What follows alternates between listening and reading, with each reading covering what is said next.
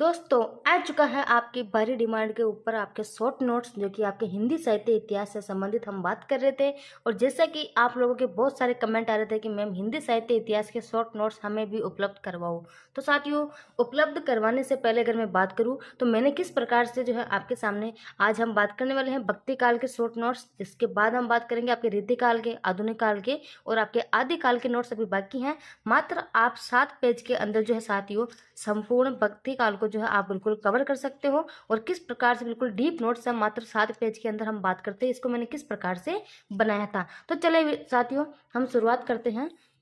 और इसकी पीडीएफ जो है साथियों, पीडीएफ के बारे में हम सबसे अंत में बात करने वाले हैं कि आपको इसकी पीडीएफ किस प्रकार से प्रोवाइड हो जाएगी। ठीक है, तो हम सबसे पहले बात करते हैं आपके कि भक्ति काल। तो भक्ति काल की अगर मैं बात करती हूँ साथियों, तो हमने इसकी बात की थी कि आपकी इसकी जो है समय सीमा यहाँ पे लिखी हुई है। और भक्ति काल को जो है किस कवि ने क्या उपनाम दिया था, हमने इसकी बात भी कर ली है। ठीक है, आप देख सकते हो बिल्कुल डीप से एक एक लाइन आपके लिए इंपॉर्टेंट है। यहाँ से मोनियर विलियम्स से क्या कहा था, उसके बाद हम बात करते हैं आपके एक तरफ आपके नैनार और एक तरफ आपके आलवार। ठीक है, ये बिल्कुल आप देख सकते हो आलवार और नैनार की विशेषता आपके पास दोनों तरफ से दी हुई है। ठीक है, आगे हम बात करते हैं भक्ति काल के जो है साथियों आंदोलन के उदय के कारण कौन कौन से रहे थे, वो भी आपके सामने बिल्कुल शॉर्ट नोट्स के किस कवि ने भक्ति काल के आंदोलन का उदय जो है कहाँ से माना था, है ना।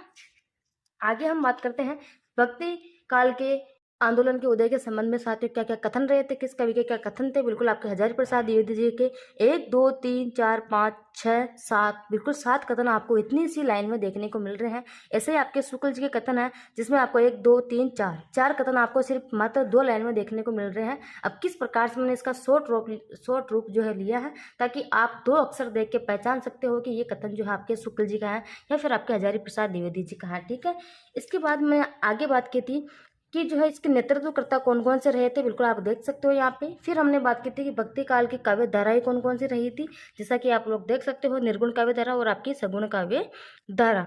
निर्गुण में आपके ज्ञानाश्रय और प्रेमाश्रय और सगुण में आपके रामाश्रय और कृष्णाश्रय काव्य धारा आती है। अब किसने जो है भक्ति का सूत्रपात किसने माना था, कहाँ से माना था, ये भी आप यहाँ पे देख सकते हो। इसके बाद आगे हम बात करते हैं, ये आपका दूसरा पेज आ चुका है साथियों, जिसमें अगर हम बात करते हैं तो प्रमुख संप्रदाय आपके कौन कौन से रहने वाले हैं। और संप्रदाय में आप देख सकते हो बिल्कुल आपको सारे संप्रदाय यहाँ देखने को मिल रहे हैं। इसके बाद आपके प्रमुख दर्शन कौन कौन से हैं, आपको पता है यहाँ से हर बार जरूर मोस्ट एक प्रश्न जरूर आता है, जिसकी ट्रिक मैंने यहाँ पे बता रखी है कि अविशु, द्वैत देता और शराव मणि। ठीक है, जैसे आपके जो है आप यहाँ देख सकते हो कि आपके जो है यहाँ आपको देखने को मिल जाएगा कि आपके कौन कौन से जो है आपके दर्शन हैं, उसके कौन कौन से जो है आपके वो आगे संप्रदाय रहने वाले हैं। ठीक है, आप यहाँ से इसका प्रश्न बिल्कुल सही कर सकते हो, मात्र आप जो है 10 अक्षर से, है ना, बिल्कुल आपकी ट्रिक बनी हुई है। फिर आप इसकी विशेषता आगे देख सकते हो कि किसके अंदर क्या विशेषता रहने वाली है, मैंने फिर भी डीपली से बना दिया है ना। उसके बाद आगे आप देख सकते हो कि भक्ति काल में जो है साथ ही आपके निर्गुण काव्यधारा थी और एक आपके सगुण काव्यधारा थी। तो निर्गुण काव्यधारा में आपके ज्ञानाश्रय और जो है प्रेमाश्रय काव्यधारा थी, उनके कवि। अब ज्ञानाश्रय प्रेमा जो है आपके संत काव्यधारा थी, उसके कवि कौन कौन से हैं मैंने बिल्कुल आपको जो क्रम से उनके जन्म क्रम के अनुसार बिल्कुल मैंने यहाँ पे ऐड कर रखा है, आप देख सकते हो। जैसे आपके सबसे पहले नामदेव, फिर रैदास, फिर कबीर, फिर जसनादी जी, बिल्कुल आप देख सकते हो उनको जो है जन्म क्रम के अनुसार यहाँ जमाया हुआ है। ऐसे ही आपके प्रेमाश्रय काव्यधारा को जो है आपको इस प्रकार इधर से उनको भी है जो जन्म क्रम के आधार पर जो है जमाया हुआ है। और इनकी रचना कौन कौन सी है प्रेमाश्रय जो है प्रेमाश्रय काव्यधारा की, तो वो भी मैंने इनके आगे लिख रखी है, उनका सन भी मैंने आगे लिख रखा है। ठीक है, आगे हम बात करते हैं आपके सगुण काव्यधारा की। सगुण काव्यधारा में आपके राम भक्ति काव्यधारा और आपके कृष्ण भक्ति काव्यधारा, है ना। आप देख सकते हो राम भक्ति काव्यधारा में आपके ये कवि आते हैं मात्र, जो कि मैंने इनको भी जो है आपको पता कि हर बार एक प्रश्न ऐसा जरूर आता है जिसमें आपको जन्म क्रम के जो है आरोही कालानुक्रम में पूछा जाता है किसी भी कवि को, तो आपको यहाँ टेंशन लेने की बिल्कुल भी जरूरत नहीं है। हम बात करते हैं कृष्ण भक्ति काव्यधारा में आपके जो है अष्टचाप के कवि ये रहे जो बिल्कुल आपको क्रम से देखने को मिल रहे हैं।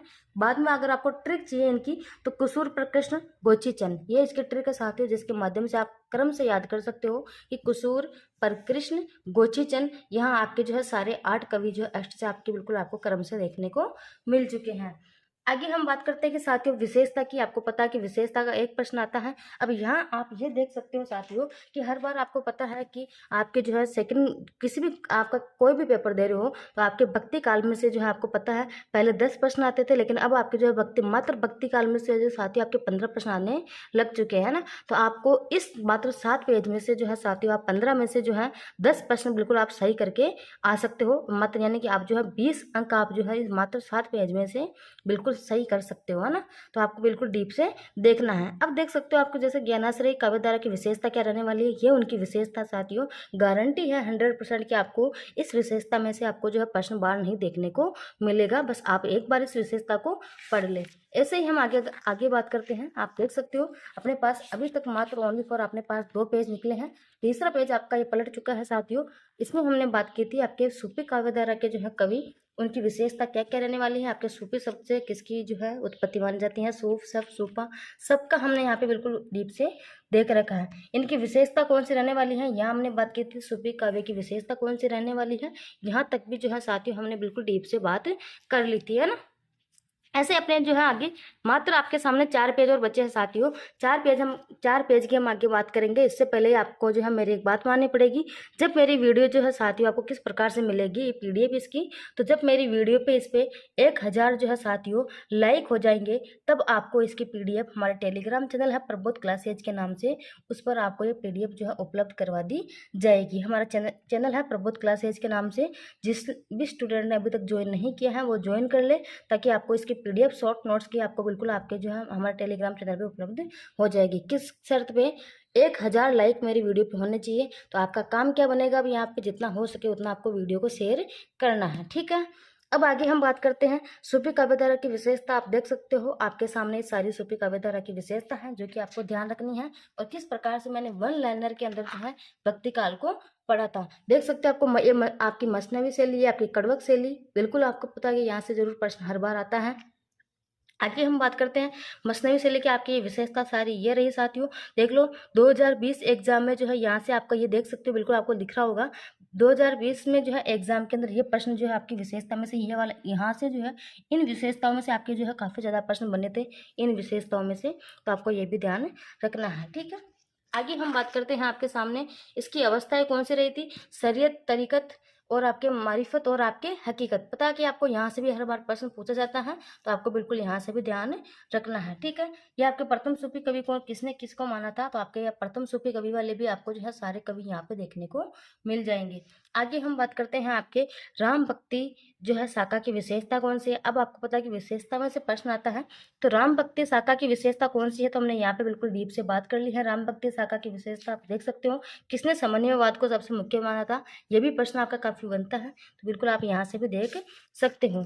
उसके बाद हम आगे बात करते हैं कृष्ण भक्ति शाखा की, इसकी विशेषता कौन कौन सी है, तो मात्र एक पेज के अंदर आपको जो है ये भी देखने को मिल जाएगा। देख सकते हो साथियों किस प्रकार से जो है हमने संप्रदाय वगैरह सारे जो है हमने यहाँ पे बिल्कुल डीप से बात कर ली थी। कितने पेज के अंदर, 1 2 आपके सामने 3 4 5 6 7 और ये 8, मात्र 8 पेज के अंदर जो है साथियों हमने संपूर्ण भक्ति काल को बिल्कुल शॉर्ट तरीके से पढ़ लिया है। अगर आपको पीडीएफ चाहिए तो हमारा टेलीग्राम चैनल है प्रबोध क्लासेज, वहां से मिलेगी। लेकिन आपको शर्त ये रहेगी जब तक मेरी वीडियो पे 1000 लाइक नहीं हो जाएगा तब तक मैं इस वीडियो की पीडीएफ कभी नहीं डालूंगी, ठीक है। और उसके बाद आगे हम बात करते हैं अब आपको किस प्रकार से कुछ कवि है आपके भक्ति काल के, तो साथियों उनकी रचनाएं आपको किस प्रकार से याद रखनी है। तो जैसा कि मेरे सामने ये शॉर्ट नोट्स का पेज है, तो मैं आपको ये पेज भी आपको टेलीग्राम पे अवेलेबल करवा दूंगी बिल्कुल, कि आपके जैसे कबीर की रचनाएं कौन कौन सी हैं, रैदास की रचनाएं आपके सामने, नानक देव की रचनाएं, दादू दयाल की रचनाएं, मुलुक दास की, सुंदर दास की, ये सभी आपके जो है साथियों आपके भक्ति काल के कवि हैं, उनकी रचनाएं आपको इसमें देखने को मिलेगी। उसके बाद आगे अगर मैं बात करती हूँ ये आपके जो है कृष्ण भक्ति काव्यधारा के कवि कौन कौन से हैं, उनकी जो है रचनाएं और उनकी कुछ विशेषताएं जो है आपको यहाँ पे देखने को मिल जाएगी। ऐसे आगे हम बात करते हैं। इसके बाद तो अगर मैं बात करती हूँ आपके यहाँ पे देख सकते हो प्रमुख राम भक्ति कवि जो है उनकी भी आपके जैसे केशवदास हो गए, आपके कौन कौन से जो हो गए, आपको पता है केशवदास भक्ति काल के अंतर्गत भी आते हैं, तो आपको उनकी थोड़ी जो है यहाँ पे रचनाएं देखने को मिल जाएगी। सबसे मोस्ट पेजली आपके लिए ये है कि जहाँ से हर बार प्रश्न अगर रचनाओं में से आता है तो यहाँ से प्रश्न आता है जो कि आपके कबीर, रैदास, नानक दादू दयाल, मलुक दास और सुंदर दास, यहाँ से आपको प्रश्न देखने को मिलता है। इनके शॉर्ट वे में यहाँ थोड़ी थोड़ी विशेषता भी लिखी हुई आप देख सकते हो। इधर यहाँ पे इनकी रचनाएं हैं, यहाँ इनका जीवन काल यानी जन्म और मृत्यु, यहाँ इनका जो निधन यहाँ पे दे रखा है, तो बिल्कुल आप देख सकते हो। बाकी साथियों, ये आपके सामने मुश्किल से कितने पेज हो गए, आपके 9 पेज मान लो, जिससे आप जो है बिल्कुल भक्ति काल को एकदम डीपली से, और इस जो नोट्स हैं इसका एक भी पेज ऐसा नहीं है कि जहाँ से एग्जाम में प्रश्न नहीं बना हो। आप देख सकते हो पुराने पेपर उठा के और इन नोट्सों को उठा के देख लेना साथियों, आपके सारे प्रश्नों के जवाब इस मात्र 9 पेज के अंदर आपको देखने को मिल जाएंगे। अगर साथियों वीडियो अच्छी लगी है तो चैनल को सब्सक्राइब जरूर करके रख लेना, क्योंकि हम इसी प्रकार से आदिकाल के, रीतिकाल के और आधुनिक काल के जो है शॉर्ट नोट्स भी आपके सामने लाने वाली हूँ। तो आपको इसका बेनिफिट तभी मिल पाएगा जब आप जो है चैनल को सब्सक्राइब करके रख लोगे।